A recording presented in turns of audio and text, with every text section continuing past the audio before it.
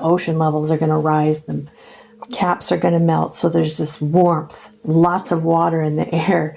So we're about to get swallowed. Today is February 16th, 2025. My name is Sonia Herrera. Welcome to my channel. This is Anomaly. The stories that I tell are true, kinda, in as much as reality is consisted of symbols of the truth. And initially I wanted to know, who am I? What is reality? How does it work? Because I felt like there was a reality better than this one, I guess, that I wanted to see. So these are my discoveries. If you haven't listened to the first episode, the intro episode, be sure to do that so you have a better understanding of what I am doing here. So the video that first popped up, it was actually yesterday. So I'm recording this at like 3 o'clock in the morning because I woke up, which I do often. But so I started writing down this content yesterday, and the first video that I came across for this episode, it was called The Apex Predator We Still Don't Understand, and it's about the Komodo Dragon. And this episode was done on YouTube by Real Science. And Real Science is a channel that I'm subscribed to, so this was just released. So one thing that I've come to understand is that when certain animals or creatures pop up in videos, okay, they're showing me, like, they're displaying characteristics of someone that I will come across. And if it is someone I come across, it's characteristics that I am to embody. It can also be an experience I come across. But either way, it's showing me something about myself that I previously didn't see. And so we're going to find out what the Komodo Dragon video is showing me. She says, the ground trembles. Will this be me shaking? Can this be an actual earthquake? Then she says, all I need to do is wound you and wait. So this is what the Komodo Dragon does. So in my mind, I'm questioning, could this be a wound from my upcoming surgery, or a wound someone already gave me, or is this yet to happen? It has a forked tongue, which indicates a lie, or unspoken, or an illusion. It wounds and waits for the animal to succumb to death. To me, this is saying, okay, there's another death. Now, one thing that I have learned is that death does not necessarily mean actual death, but it could. But it always means some kind of change or transformation. Almost like it's, in a sense, it's kind of like if you were to go to sleep at night, and every time you went to sleep, you died, and then you woke up new. But this seems to happen in cycles, but not always daily, is what I've noticed. But it just happens in cycles. I don't know a time frame for it. Now, one other thing I thought of too is I am Mula, in that my sun and my ascendant are in Mula Nakshatra in Vedic astrology. Now, Vedic astrology, the nakshatra of Mula, is represented by the Lord over it is Niriti. Niriti, I don't know how to say it exactly, but she's the goddess of destruction. And she represents the black hole at the center of the universe. Now, it is only my sun and my ascendant there, but that's pretty huge placements to have there.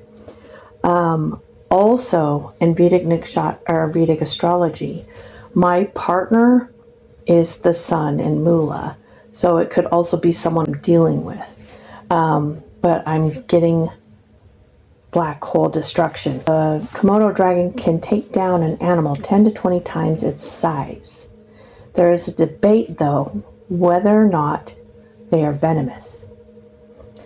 So this has me wondering. So in December, I pulled 2 cards on 2 people, and I both got liar and trickster energy when I pulled cards for them, because I do tarot as well. And so it could have something to do with them, or it could have something to do with myself, because I'm the common denominator in those card pulls. It says they live on 5 islands. The islands are composed of stark contrast. So they have like dry, rugged, and rocky surfaces. They also have dense forests and patches of greenery, and they thrive in those different environments. You can see them sunbathing on rocks, sleeping in trees, swimming between the islands. And this is making me think of the fact that I hop from different locations for the most part. And for the most part, I am isolated all day, every day, and I don't talk to anyone. People are probably questioning whether I'm venomous or not. I can tell you that's true. Or they're assuming that I am. But I could also have the same question about someone else that I come across. So that's how that could play out. One thing about the Komodo dragon is that they seemed like mythical beasts. They weren't sure if they actually existed until 2010, and then they confirmed their existence. So there's a dragon. Now, after doing all of this, I am thinking of a dragon that swallows everything. So again, that black hole energy, like it's the mouth of a dragon that will swallow anything that comes close to it. Now, their bite, it says, is weak. It doesn't kill by biting, but instead it bites down and then it shreds. They have razor sharp hooked teeth made for tearing flesh. So this makes me think of the sword of truth, which is double-edged. It's a double-edged sword. It says their teeth may be damaged, but are constantly replaced. And they have orange in their teeth, which is due to a coating of iron. This is super significant. In the Bible, in Daniel 7:7, there's a scripture. It says, "Suddenly a fourth beast appeared, and it was terrifying and dreadful and extremely strong, with large iron teeth. It devoured and crushed, and then it trampled under the foot of whatever was left. Underfoot, whatever was left. It was different than all the other beasts before. It had 10 horns. And while I was contemplating the horns, suddenly another horn, a little one, popped up. And 3 of the other horns that were already up were uprooted. The little horn had eyes like those of a man, and it spoke words of arrogance." Mula is the root, supposed to be the root, like of the universe, and it represents uprooting lies. Again, I'm being brought back to like this center of the universe, black hole, unveiling the truth, uprooting lies, so that you can put new roots in. Also, in Daniel 7:23, it says the fourth beast is a fourth kingdom that will appear on the earth, different from all the other kingdoms. It will devour the whole earth, trample it down, and crush it. The 10 horns are the 10 kings that will arise from the kingdom. After them, another king will rise and subdue 3 kings. He will speak out against the Most High and oppress the saintly of the Most High, intending to change appointed times and laws, and saints will be given into his hands for the time, or for the times, and a half time, which is 42 months or 3.5 years. That's what that time frame means. I'm just wondering what all of that could mean or symbolize. So they are loose in their jaws. Komodo dragons are loose in their jaws, and they swallow their prey whole. Then it regurgitates the horns, the hair, and the teeth. So it cleans the flesh off the bones. So it's like a flesh eater, flesh grinder. I'm going to write that down because I have information on the flesh grinder, and I will get that video out too. One of the things that it will attack, I guess, or bite, is the water buffalo. But the water buffalo always escapes. It wanders off, but it still wanders off and die. And they're wondering how. How does it die? One theory was that bacteria from the Komodo dragon's mouth was causing it to die. But what they found was that they're very clean and have a powerful immune system. So the Komodo dragon is not what is infecting the water buffalo. They are dying, they could be dying from the shit water that they drink from, the infested shit water. So they did this experiment where, I know it's a really fucked up experiment, but they tied up goats to trees and then they had the Komodo dragon bite them. And they had like intestines hanging out and shit like that. And they just left them tied to the trees. And they seemed to be intoxicated or in a sedative state after being bit. They found venom glands in the Komodo dragon. And so they had this theory that maybe they were venomous. They also have DNA in their genes that are coded for toxic proteins. But then what happened was like humans were getting these bites and they were no big deal. They would just take an antibiotic and they were fine. One guy though, he said that the reason why like they might not be getting infected with venom is because their bites can be for like killing, where they would inject venom. But other times, if they're just like, leave me alone, they're not necessarily going to inject venom. And so that's what this one researcher said is probably the case. This guy, I can't remember his name, but he's on this video. He wanted to do more research to see if they're venomous, and that's what's actually causing these animals to die. And he tried to get zoos to participate in a study. And the zoos said no. They called other zoos and told them not to participate. The reason why people have zoos is so they can study animals, so it's really confusing. The guy said that, he kind of got pissed and he had a lack of diplomacy against these idiots, basically. He could be displaying this arrogance, or there's also this arrogance and ego being displayed by these zoos. Animals represents the animalistic side of humans. And so this is going to be groups of humans refusing to participate or refusing to listen to this guy who's saying that possibly these animals are not dirty, they're venomous. Okay, so this is like someone coming out with new ideas or new research, and it could possibly be me actually saying, hey, this is what's causing that. And people are like, I don't want to participate, I don't want to listen to you. And then me get pissed off and get mouthy because I have a tendency to do that. Like, I try my hardest not to, but my mind, because I have to try because my mind goes there, which is what's down in that deep subconscious that I haven't dealt with, or else I wouldn't even react like that or have the thoughts like that. So doctors and scientists would have to admit that they got something wrong if they were proven that there's venom in these Komodo dragons, instead of saying that they just got dirty mouths. But they won't do that. So they won't let them research. They don't want to be proven wrong, basically. So if they do have this venom, it would actually make the Komodo dragon a super predator. Also, they have large amounts of saliva. So when you see videos of them, they're always drooling. The reason why they have to have these large amounts of saliva, oh my god, I just understood this.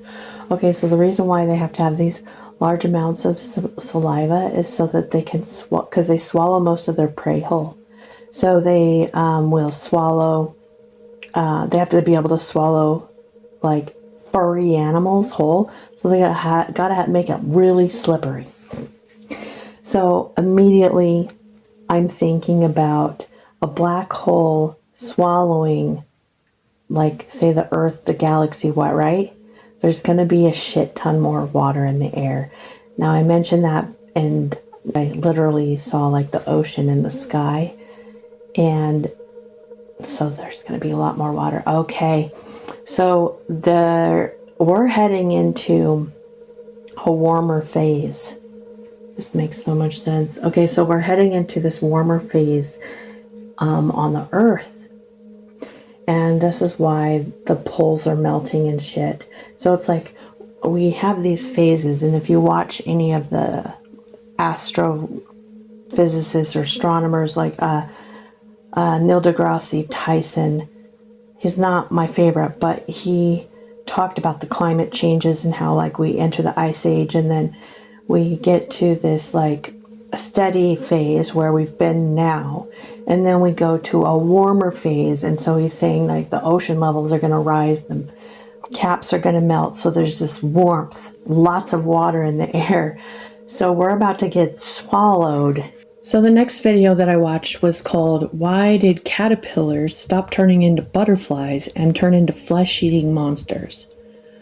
First thing he said was, drop a regular animal onto an island and watch the chaos unfold. So this ties to the Komodo Dragon being on an island. Also, this reminds me that me being an isolated, solitary creature, it's as if I'm on an island. It says that they change completely into, well, a different creature. He says that the caterpillar is lightning fast. Interesting. So I could start making fast moves, or someone could pop up in my reality that moves quickly. But more importantly, he said it's lightning fast. If you want to change yourself or what you want in your reality, if you want to alter your reality, you have to have a new connection formed in the neurons, like in your brain. This would mean realizations, epiphanies, ideas, and it's like a superpower, though, like a super fast moving brain is what I'm seeing. Things in your reality would move super fast. He says that these caterpillars are isolated from the rest of the world and have turned carnivorous, learning how to camouflage themselves and sneak up on unsuspecting fruit flies. And I did a reading recently on myself yesterday, actually, because I wrote this yesterday, telling me to camouflage, like put on a mask and watch before making a move. It says they carve out paths to lead their prey close to them and then strike fast. This is connected to the messages I got on about the Trojan horse messages. They have sensory appendages, so they can sense when the prey is getting close. Me being a hyper-aware person, I'm very sensitive to everything. I feel attacks within a few days before they happen. They go after any creature, and being on an isolated island has turned them into hunters. And I've had a lot of different messages about being the hunter, going after what I want. It's part of my pattern right now in the Pattern Astrology app that you can download. It says they became carnivorous by accident, a bunch of accidents, and this ties to fate. So there will be another message about fate, because I have a bunch of writings on fate. They rode the wind and got stuck on the island. That's how they got there. This reminds me, in the Bible it says, you must be born again. The wind blows where it wishes, and you hear the sound of it, but cannot tell where it came from or where it goes. So is everyone who is born of the Spirit. That's John 3:8.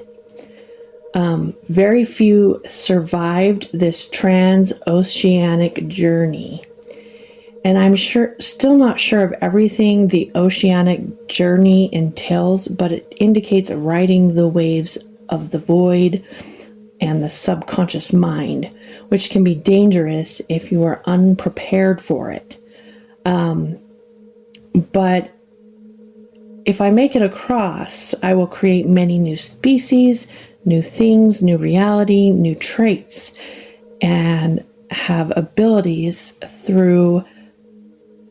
gain abilities through adaptive radiation.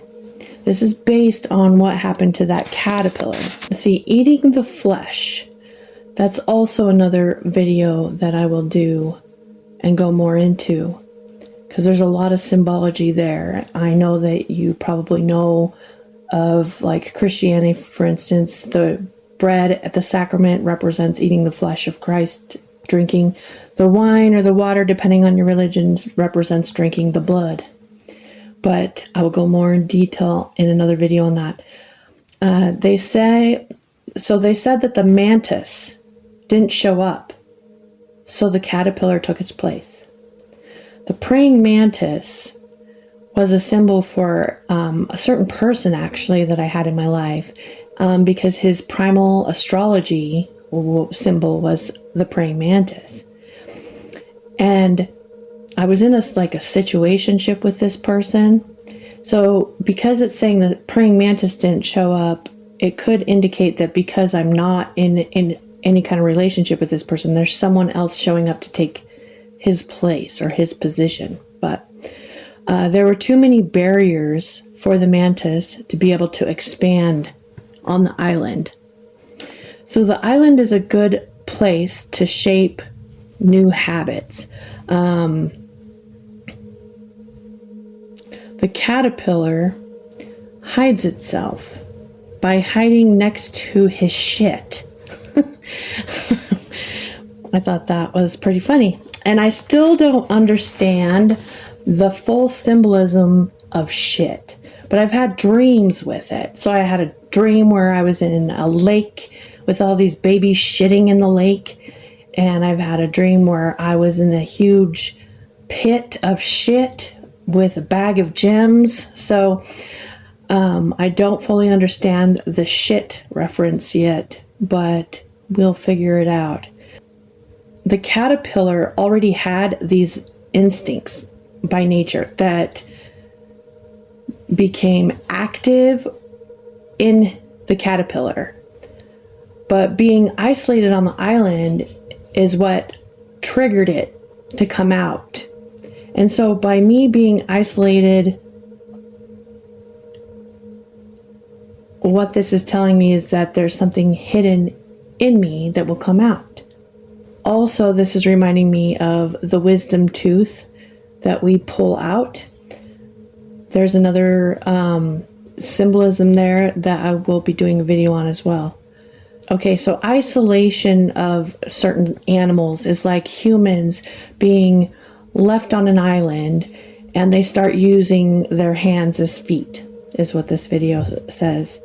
So the reason all these conflicts have been in my life and I lost a lot of friends and family and I sit here alone all day researching and writing is because I need to activate some hidden animal instinct. This is what this is saying to me. Caterpillars usually only use silk to build their cocoons, but now they're going to use it as a hunting tool. So this got me questioning, what do I use to protect myself, like put myself in a cocoon with while I transform? It could be my sharp, blunt tongue, my defensiveness. It could be my writing, because that's all I do is sit there and fucking research and write all day. And I could use that to hunt down what I'm looking for. Islands are hotbeds of evolutionary activity. This makes me wonder if I will be going to an actual island also. It does indicate that this is going to be a time period of like huge changes in my life at the very least, and in the whole world's life at the very most. Animals on islands mutate a lot. So there's going to be mutations. Think how much you could change if all of the people that you know in your world, your family, your life, suddenly were gone. Because they have a lot of expectations for who you are. They see you a certain way, they talk to you a certain way, and if you suddenly didn't have that, what would happen? And then I thought about this too. Killers become killers by being isolated. Even people who are like close family and friends, others, they don't really know the killer, even if they think they do. This is also how cancer cells grow as well. A cell in the body forgets that it's part of a whole living being, and it starts acting on its own, and it becomes unstoppable. So that's pretty profound. So I woke up, I wrote all this, everything I've gone through so far, I put together last night, and then I woke up at 3 o'clock in the morning, and I browsed Facebook, and there were some girls playing the song Iron Man on the harp. And so I had to look up the lyrics, because everything I see is a symbol, right? Listen to some of these lyrics. Has he lost his mind? Can he see, or is he blind? Can he walk at all? Or if he moves, will he fall? Is he alive or dead? Has he thoughts within his head? He has turned to steel in the great magnetic field when he traveled time for the future of mankind. Nobody wants him. He just stares at the world, planning his vengeance that he will soon unfold. Now the time is here for the Iron Man to spread fear. Vengeance from the grave kills the people he once saved. Nobody wants him. They just turn their heads. Nobody helps him. Now he has his revenge. Heavy bullets of lead, plus the victims full of dread, running as fast as they can. Iron Man lives again. Now these lyrics tell of a story of a self-fulfilling prophecy where a man travels to the future and witnesses the apocalypse. On his way back to warn the humans, he goes through a magnetic field, and it turns him into steel. And he's ridiculed and ignored by the people he intended to save. Feeling resentful, he retaliates by causing the apocalypse he saw in this vision that he came to warn the people about. This is so significant. So remember, the Komodo Dragon has the teeth of iron. It does make me wonder if this also represents a certain person wanting vengeance on me, or if it's just me having these feelings inside. But if I have the feelings inside and don't act on them, it's like you see it in your world. And it's so that you can transform, basically. So let me get to there's this scripture in the Bible. It says, she bore a male child who was to rule all nations with a rod of iron. That's Revelations 12:5. And then this next one, and the fourth kingdom. So remember, we were talking about the four beasts at the beginning. So, and the fourth kingdom shall be as strong as iron, inasmuch as iron breaks into pieces and shatters everything. And like iron that crushes, that kingdom will break into pieces and crush all others. That's Daniel 2:40. And then this other one, and in the days of these kings of the gods of heaven will set up a kingdom which shall never be destroyed, and the kingdom shall never be destroyed. What the fuck? And the kingdom shall not be left to other people. It shall break in pieces and consume all the kingdoms, and it shall stand forever. Daniel 2:44. So this reminds me of a photo I saw yesterday that is in the Gateway Process papers. You can download them online. The universe there's this drawing of the universe, and it was like in the shape of a torus. So like think of it, the donut, okay? And I forgot what it's called when it twists. So it's not just like donut shape, but it actually has like a twist. So if you were to look at it from above, it would look like a drain. So it's like going around in a drain, okay? And the Milky Way and the universe that we see is actually just like the edge, as if it was the peel of an apple. And our Milky Way was above the center, but almost as if it was going down the drain, which would be towards the center.